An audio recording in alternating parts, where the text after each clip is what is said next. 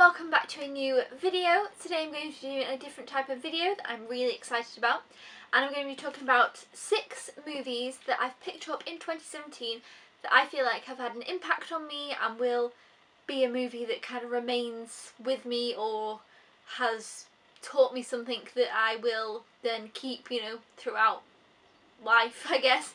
And I feel like there's always a selection of movies that do this for me each year. And I might go back, to be fair, and look at the 2016 movies that I picked up and pick some of those to tell you about that also had an impact on me. If you enjoyed this video, let me know if you'd like to see a 2016 one. Now, of course, it is only the 6th month of 2017, so I hope that there'll be some more movies in 2017 that have kind of an impact, and I'll do another one at the end of the year, but we'll see.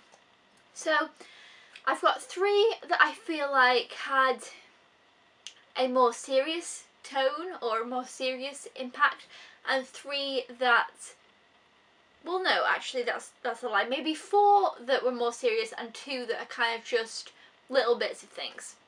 Anyway, we'll start out with the more serious ones, and the first 2 that I'm going to talk to you about, I haven't actually done full reviews of the films, whereas the rest of them I've reviewed them on Friday reviews, so this isn't going to be a film review. I'm just going to be talking about the fact that I thought this film had great impact. So, the first one I feel like everybody could probably agree with, and that's Hacksaw Ridge. So, I've watched this the other day, and again, I haven't reviewed it yet, but I'll be talking about this on Friday. And the latter half of this movie completely blew me away. I feel like there's quite a few things I could take from this one. I feel like it was such a real, well, obviously I wouldn't know, but I felt like it was such a realistic portrayal of war that I hadn't seen. I feel like I'd never seen it so, I don't even know how to explain it, but it just completely blew me away, the actual portrayal of the war, and I feel like it really opened my eyes to war, and I don't know, just there was just something about it that just really got me to do with it was involved in the war scenes. Usually in a war film, the actual war scenes aren't as my favourite, or aren't as, I don't know, they don't really hit me, but this film, the war scenes really hit you. And there was parts even during those war scenes where I feel like I was holding my breath. If you've seen the film, you might know, because I feel like it just has such an impact in that way. Now, not only was that an impactful thing, but the actual story of, what's his name?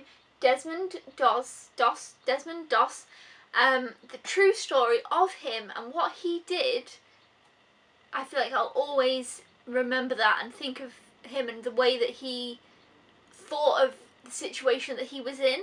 Obviously this is based on a true story. There is, Desmond Doss, the real guy, says some words at the end of this film, and it was just fantastic. And I feel like as a person, he's really an inspirational person. What he did was just crazy, and I don't know, I feel like each of these films, I feel like I could go into loads of detail, but I feel like we don't need to be here for too long. But yeah, there's so many things I could say, but even then, I feel like some of these you couldn't put everything I wanted to in words. Anyway, I'm sure that everybody's seen this film, and I'm sure that everybody had a similar experience with this one. I feel like it's one of the ones that will impact a lot of people, and yeah, so that's Hacksaw Ridge. Okay, so the next one is another one that I have just watched, and I was not sure whether I would enjoy this film. I didn't know too much about it, and it is Collateral Beauty.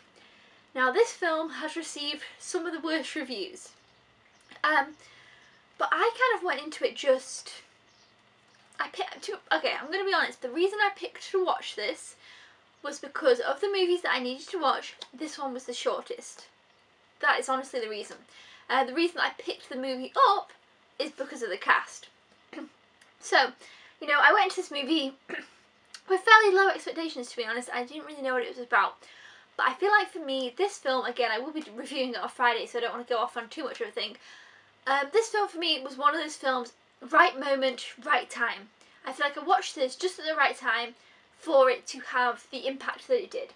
So basically, this film is about Will Smith, who loses his 6-year-old daughter, which obviously is just terrible, and you can't even imagine what that would be like or how that'd feel like. It's just the worst thing. And he's trying to deal with this, but he's very he's kind of isolated himself out, and his colleagues at work, he has gone back to work, when we see him, I think it's about 2 years later, and his colleagues, you know, they're kind of concerned for him, and they're kind of looking into what's going on. You know, they've been trying to help him, but it's not worked out. And he writes 3 letters, one to time, one to love, and one to death. And then through a series of circumstances, and to do with his colleagues, it's not like some magical thing. It's to do with a planned thing, which I liked.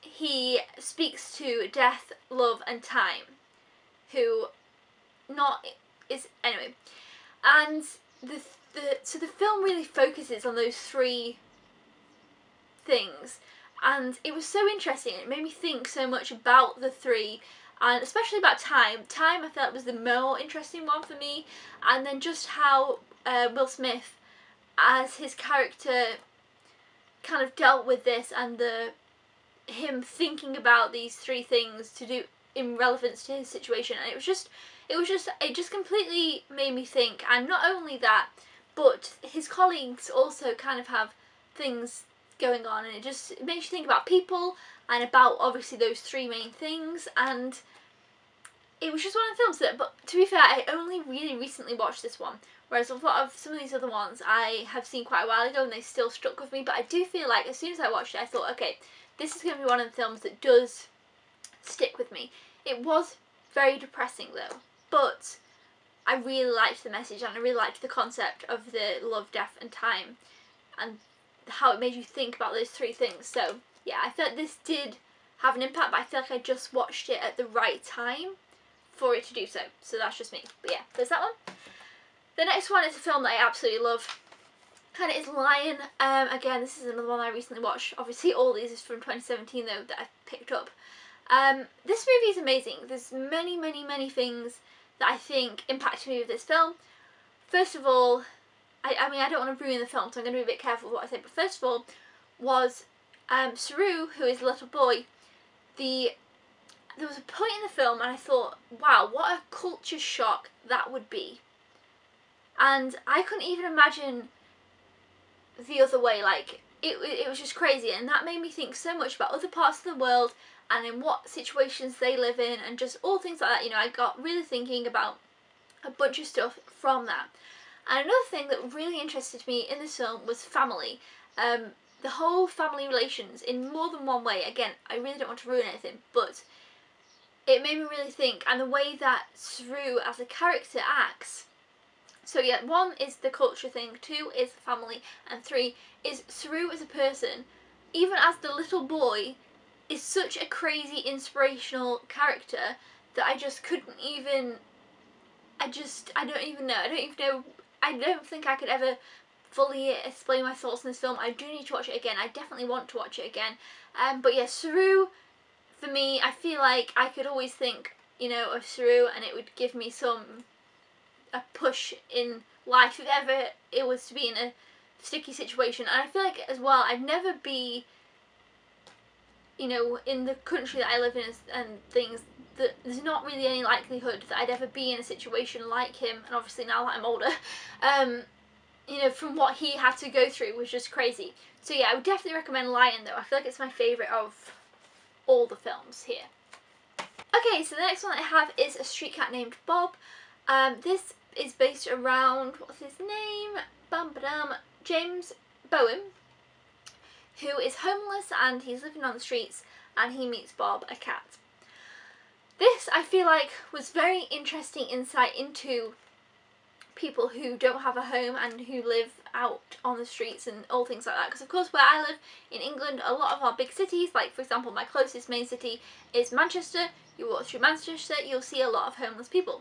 You know, when I went to Paris, I saw crazy amounts of homeless people. But it was worse in Paris because there are children who don't have houses, which is just, we don't have that here, but over there they do, and that's just awful. But yeah, so this, even though obviously, you know, it's difficult because you see them, you see these people, and they're people like we all are. And you know, I remember, you know, one time I had a McDonald's, and then I was actually in London. I was quite young. I was on a school trip. I got a McDonald's. I bought a McDonald's. I was in London, and I saw this man who was homeless, and you know, he has a sleeping bag and his bits and bobs, and I just thought, well, you know, and I gave him my McDonald's. But at the end of the day, it's not really a big, you know, you can give people things, but you're not really.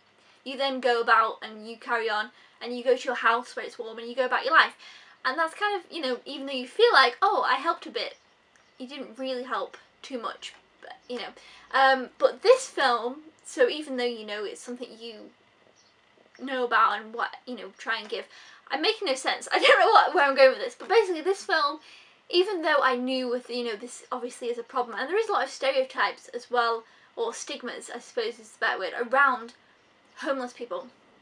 I feel like that is a big thing, and I feel like this film really showed something, because the main guy in this film is homeless, and he is a drug user, and his friend is as well. And I feel like that is a big stigma with homeless people. People kind of put them in this little box category and say, well, you know. But I really liked how this film dealt with it, and I really liked that it didn't shy away from certain aspects, and I feel like it really opened my eyes to things. And also, when he was doing The Big Issue, again, obviously this is set in the UK, so it was very interesting, and I feel like it really opened my eyes up to certain things. And you know, I have thought about this film since. I watched it in February, it's June, and I've thought about this film quite a few times since having watched it in relation to those certain things, so yeah. If that made sense or not, I really don't know, but hopefully you kind of got what I meant. I don't even know if I fully got what I meant then. The next one I've got is Captain Fantastic. This is kind of one of the ones that, again, I was like, well, it's a bit more surface level.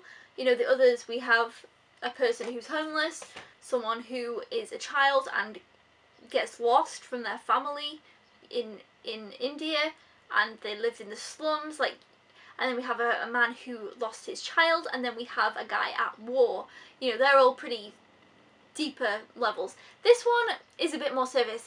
This basically was very interesting because, of course, our main character is a dad, and he is looking after all these kids out in the woods. And at first you think, oh wow, what an interesting lifestyle, what an interesting outlook on life, and his kids are fantastic, they know so much, and it completely blew me away, and I thought, this is brilliant.